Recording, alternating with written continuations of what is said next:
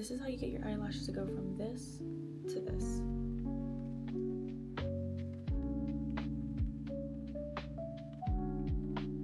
If you have Asian or stubborn lashes, you know how hard it is to find a mascara that holds a curl. And even harder than that is finding a waterproof mascara that holds a curl and has the volumizing and lengthening effects that you want. This mascara method used to be my go-to in college, and I don't know how I forgot about it, but I recently started doing it again, and it is game-changing.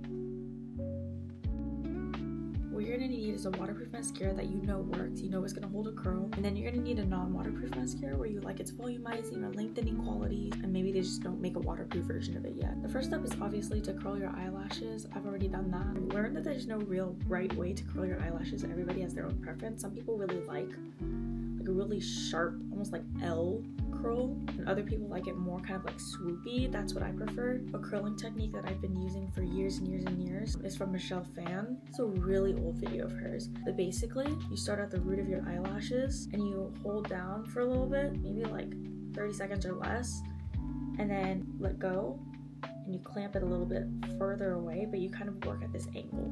So you're gonna go longer, let go, a little bit shorter amount of time, and then a little bit shorter amount of time, a little bit shorter, all the way until you get to the tip. So it's gonna go like that. I found that by doing it this way, it creates a really nice swoop. It's honestly like my tried and true method. So onto the mascaras. You're gonna take your waterproof mascara. I really like the L'Oreal Lash Paradise. It's one of the only waterproof mascaras that works for me. And you're gonna want the first coat to be pretty thin.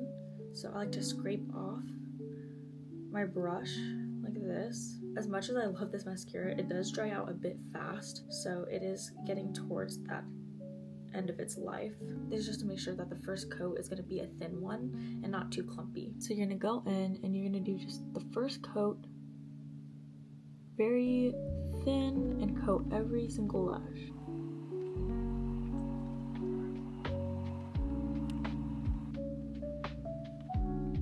And before we move on, make sure that the first coat is completely dry. To use a fan to speed up the process a little bit. Now that it's completely dry, you're gonna go in with the non-waterproof mascara. The one I'm using is the Hella Thick mascara by Fenty. I do really enjoy this. I really like the brush. It really allows me to really like get in there. And again, you're gonna coat every lash.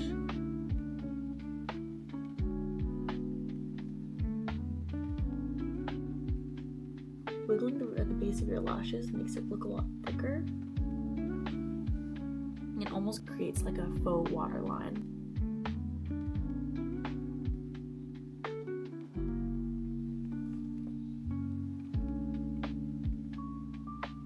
If ever you get those little like balls or clumps at the ends of your lashes, I just pinch them away. Maybe look right here, pinch. And once again, you're gonna let it completely dry before you move on. And then the last step, you're gonna go in one more time with your waterproof mascara, which is why I call it the sandwich method. I feel like there's more of a conversation now about makeup technique over makeup products, and mascara is one of those things where you wouldn't think has a lot of variation in technique, but you'd be surprised. And again, you're just gonna seal it off, take your time to coat every lash.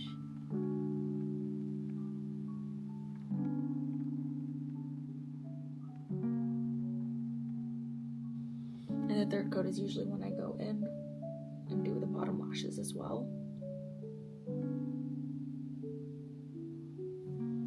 There you go. Just look at how thick and voluminous and long my lashes look. Is this process going to take a little longer than doing one coat of one mascara?